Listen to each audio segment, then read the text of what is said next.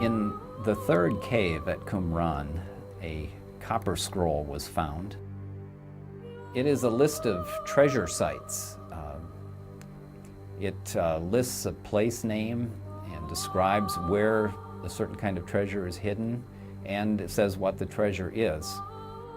Josephus makes it clear in his discussion of the uprising against Rome from 66 to 70 and on to Masada in 73 that the Romans tortured the temple treasurer and found out the hiding places of the temple treasure.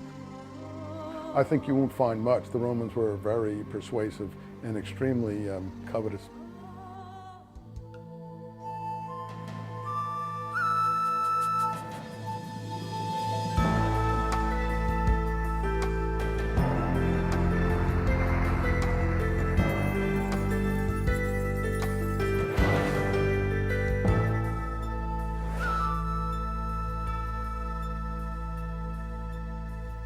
It may not seem as exciting as Indiana Jones finding the Ark of the Covenant, but the discovery of hundreds of ancient manuscripts in the caves near the Dead Sea is certainly more significant, because it really happened.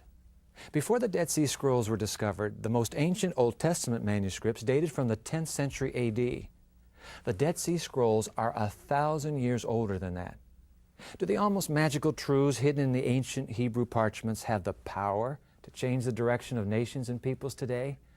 I'm Dwight Nelson. Let's take a look at the evidence.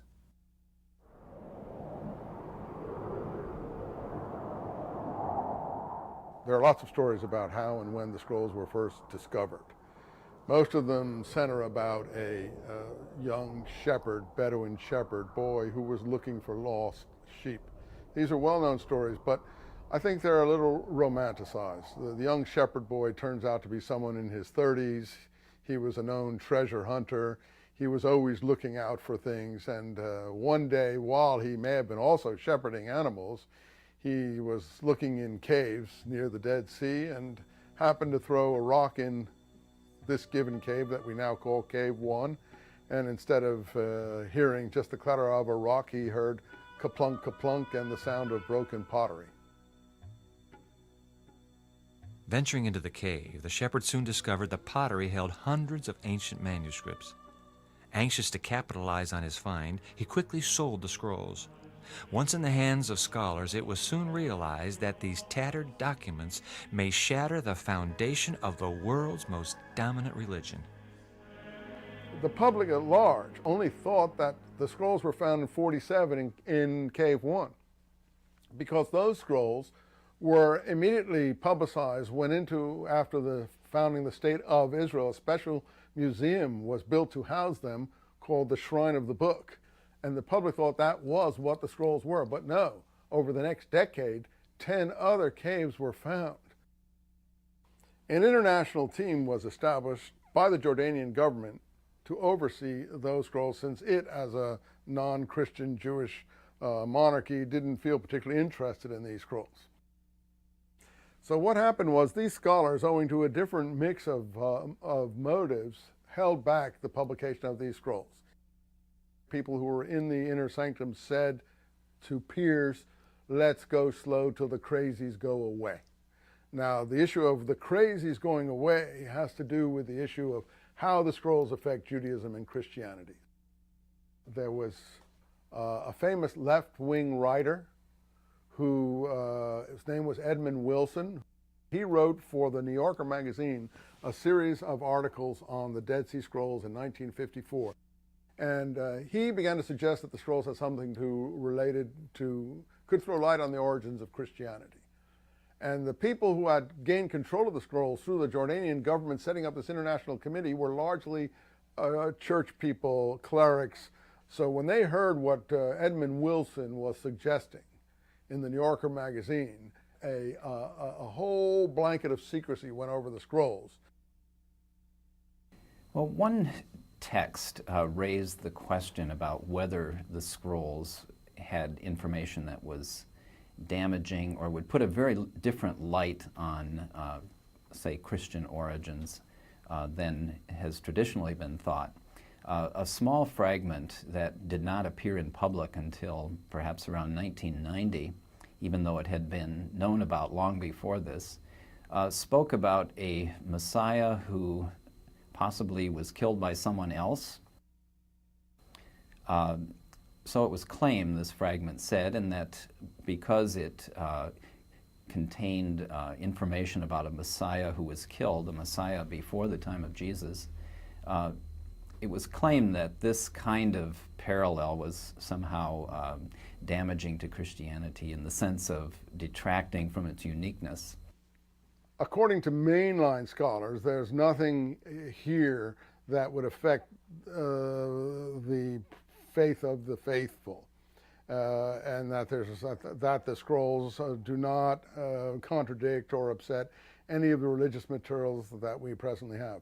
According to opposition scholars, just the opposite is true, that there are materials in the scrolls that seriously call into question the kind of messianism portrayed in the documents that we are familiar with and know as the Gospels.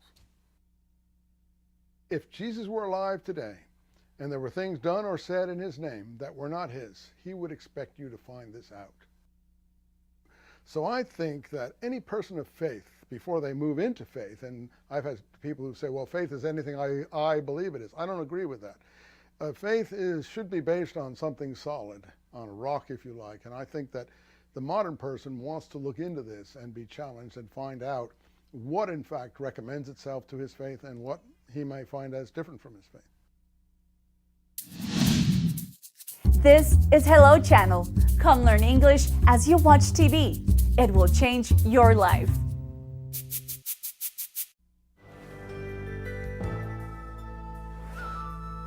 Part of what's intriguing about the Dead Sea Scrolls is the kind of words that come up. Words like pseudepigrapha. I love how that rolls off the tongue. Pseudepigrapha. Or how about apocrypha, or even apocalyptic? Each of these words is used to describe various scrolls that relate to the Bible but are not necessarily included in it. While they may not have made it into the Bible, they were obviously considered important enough to be laboriously copied and carefully hidden from invading armies. Who were these people who took such great care to copy and protect the scrolls? The scrolls were found in Qumran, located on the northwest shore of the Dead Sea, 15 miles east of Jerusalem. Nothing more than sand and mud bricks now, Qumran may have been a permanent settlement for a radical Jewish sect. The residents of Qumran, according to most scholars, were a small group of the party that we call the Essenes, one of the three major Jewish groups back in the time of the scrolls.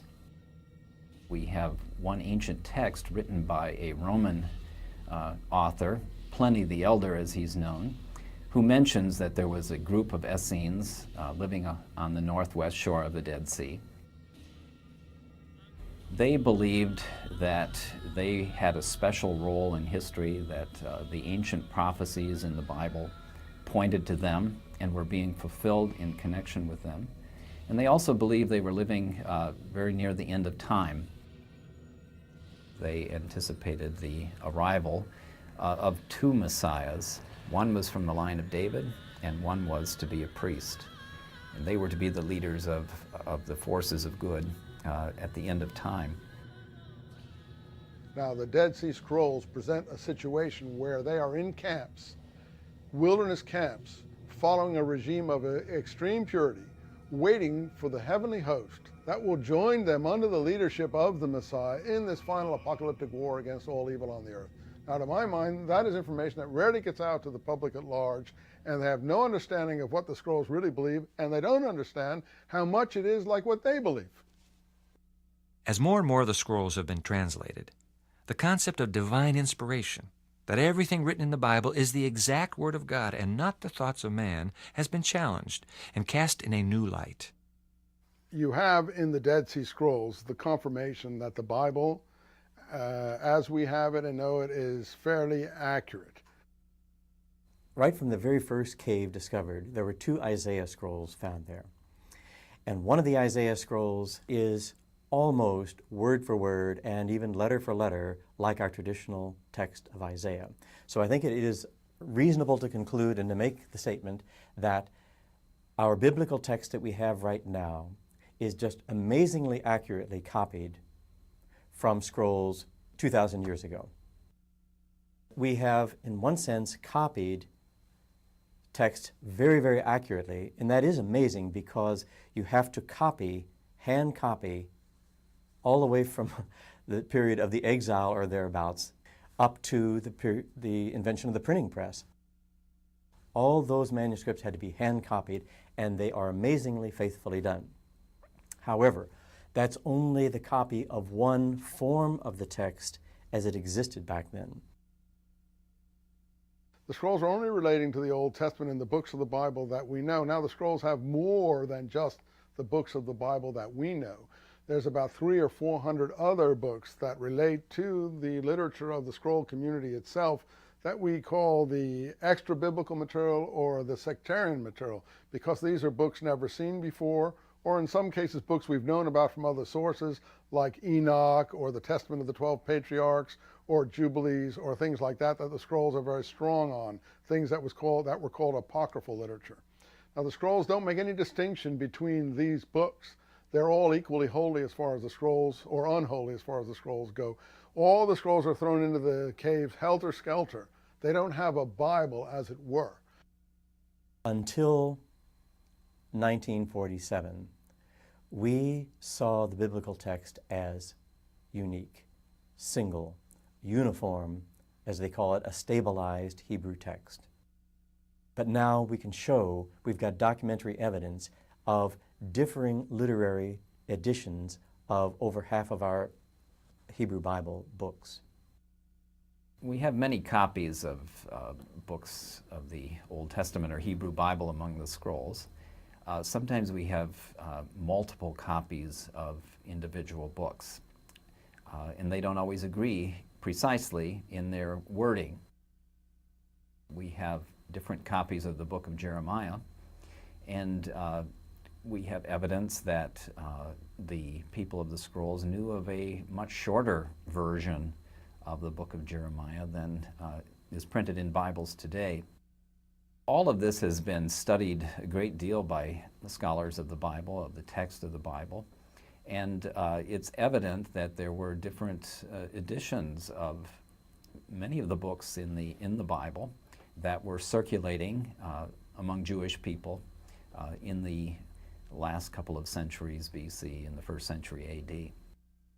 These different copies show us that the texts of these books continued to develop. They had been written long before this, and of course had been copied for many years, but they continued to develop and took on somewhat different forms.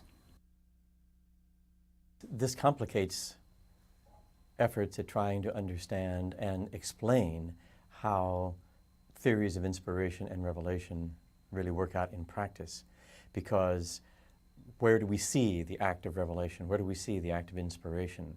Is it confined to the original, if we can get the original, or does the inspiration continue in the lines of translators and copyists and things like that?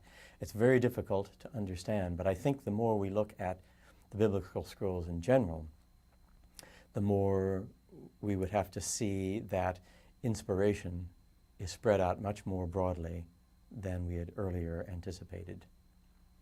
Because the Dead Sea Scrolls are so old, just about all of the material they contain has to do with the older part of the Bible, the Old Testament. But do they shed some light on our understanding of the New Testament and add to our knowledge of Jesus?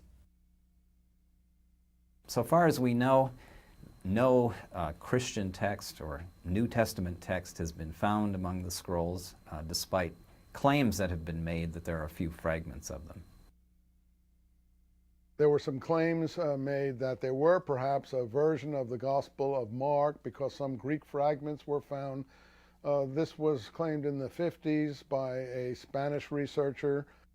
Most people don't think that those Greek fragments do represent Mark. And in my personal view, Mark has such a different ethos than the Dead Sea Scrolls.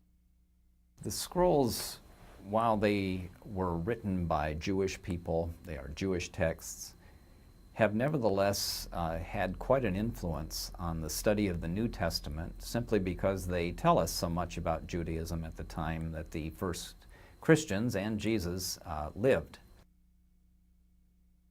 Many people base their faith on the Bible, Jesus Christ.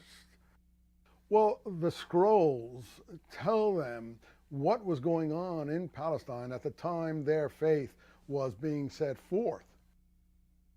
One of the things that's really fascinating about the scrolls, how they illumine our knowledge more than we had before, is that they show us documentary evidence now of a prior period in the history of the biblical text where we could only speculate. The scrolls are a time capsule to the past.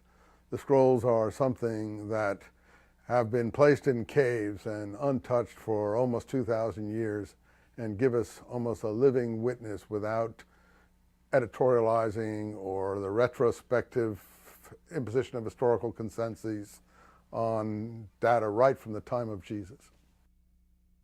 We know much more about the world in which Jesus and his disciples lived in Judea and in Galilee. I think some references in the New Testament become clearer as a result of this. The Dead Sea Scrolls provide written records of a period of history for which other documents are very scarce. Because of that, they give us a key to understanding society at the time early Christianity developed. Dr. Peter Flint has seen, has touched, and has read the original manuscripts. When we come back, he'll talk with us about the meaning of the Dead Sea Scrolls for today.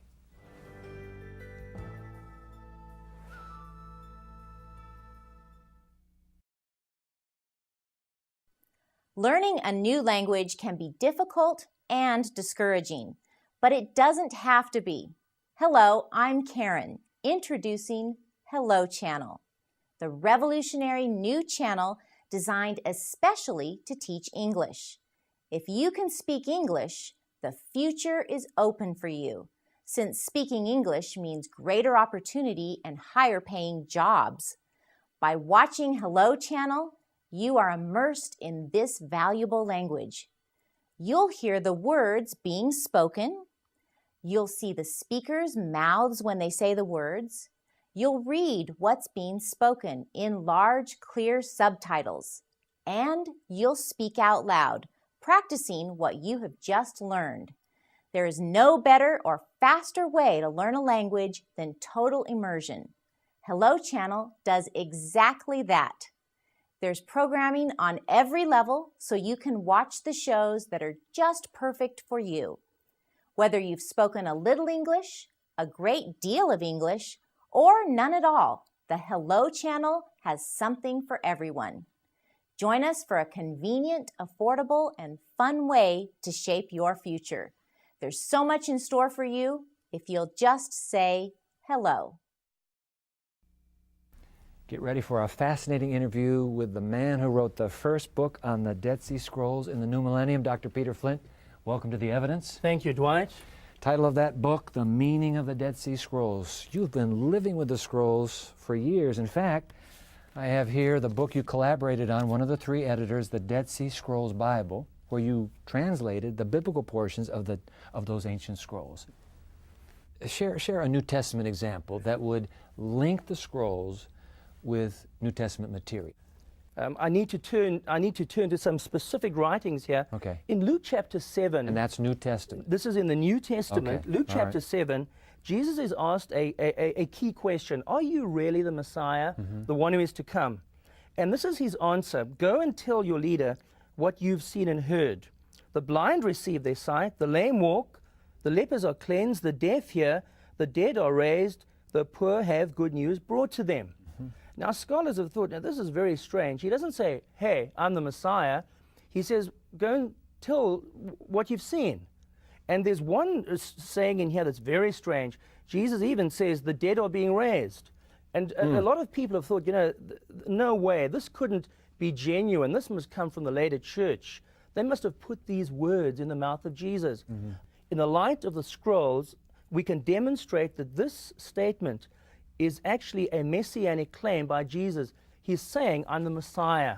Let me prove it to you. You're saying those words are actually a quotation from that appears in the Dead Sea Scrolls. Well, it's not quite a quotation, but those words appear in the Dead Sea Scrolls. I'll give you, it's one of the scrolls called 4Q 521. Now, that's the name of the scroll. that's shorthand. You see, scholars like to do that. 4Q means K4 at Qumran. I see. 521 is number 521. Okay. A shorthand way of referring to a scroll from K4. Okay. And I'll just give you a couple of lines. It talks about the coming of the Messiah. And look at these words. It goes on, he will release the captives, he will make the blind to see, he will raise up the oppressed.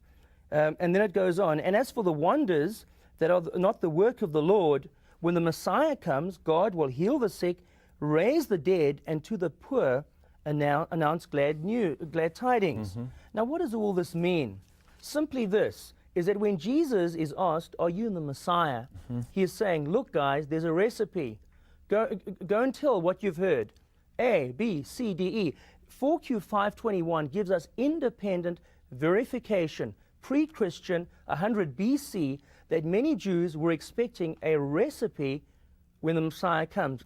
A, B, C, D, E. We see it there, and it's repeated in the New Testament 100 years later or more, showing that Jesus must have talked like that because other Jews thought that way. So this shows us that our faith is historic, it's ancient, that many of the things we believe are reliable and are not just modern inventions. The way I like to put it is the scrolls help the thinking man or woman look at the faith and come to conclusions. Even without the Bible or the church, you can look at the scrolls and find that the faith is reasonable and makes sense and is life-giving. Dr. Peter Flint, thank you for being on The Evidence and sharing your research with us. Thank you, Dwight. It is truly a fascinating realm of study, this whole matter of the Dead Sea Scrolls. If you'd like more information on these scrolls, want to get deeper yourself in your own personal study, log on to our website. We'll put the address on the screen right now, theevidence.tv. The material will be waiting for you when you log on. I'll be back in just a moment.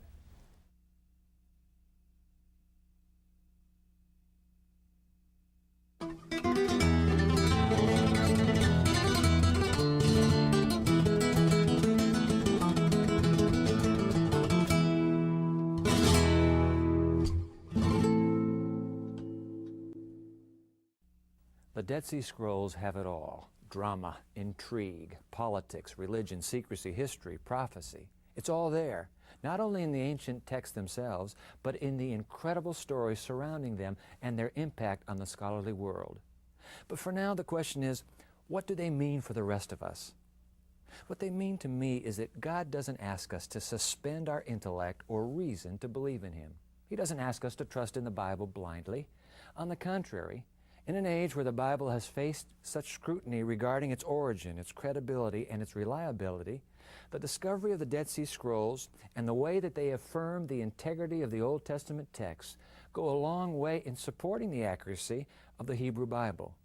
The Dead Sea Scrolls, in many ways, answer probing questions regarding the credibility of the Bible. Do the Dead Sea Scrolls prove that the Bible is the Word of God? I can't say that they do. Do the Dead Sea Scrolls even prove the existence of God? Again, I can't say they do. Do the Dead Sea Scrolls prove that the Bible is an accurate portrayal of the ancient history it tells about? I can't say that they do. But what I can say, and I can say it most emphatically, is that they prove that the Bible we have today is very much like the Bible that was read thousands of years ago. The concepts expressed by the writers have been preserved for all these years. And that, to me, is something of a miracle itself. For The Evidence, I'm Dwight Nelson.